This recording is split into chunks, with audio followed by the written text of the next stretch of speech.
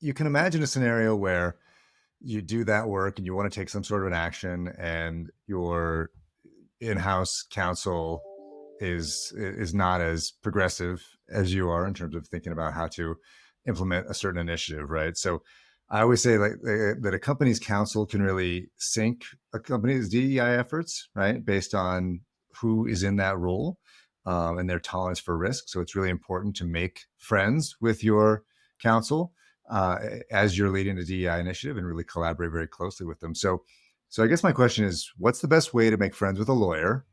No, not really.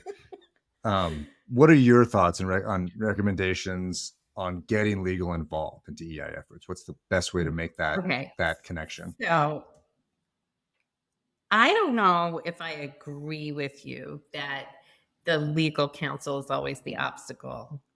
Not I certainly not and this is always. and this is not this is not this is not in jest. This is anecdotally. In my experience, anecdotally, the issue is less about that and it's more about not being invited to the discussion in the first place. We're not being invited to the discussion early enough. Mm. Right.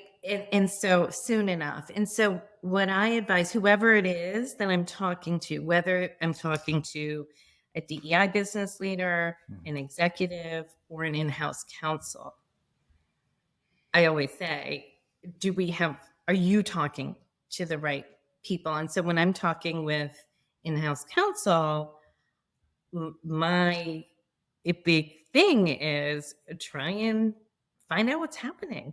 Like, Mm-hmm. go talk to people. Mm-hmm.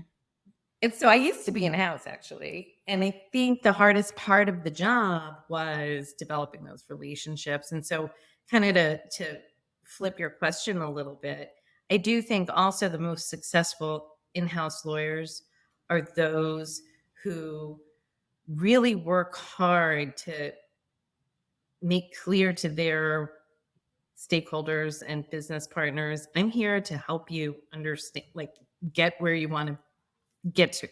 And so, Yep, for sure. what I always say to clients is, okay, what's your objective? Here are the options to get there. Door number 1, door number 2, door number 3. Mm-hmm. Pros and cons of 1, 2, and 3. This is the one I recommend. You don't want to do that one? Okay. And there also has to be sort of a willingness on the part of the business people to say, I need your advice. Right.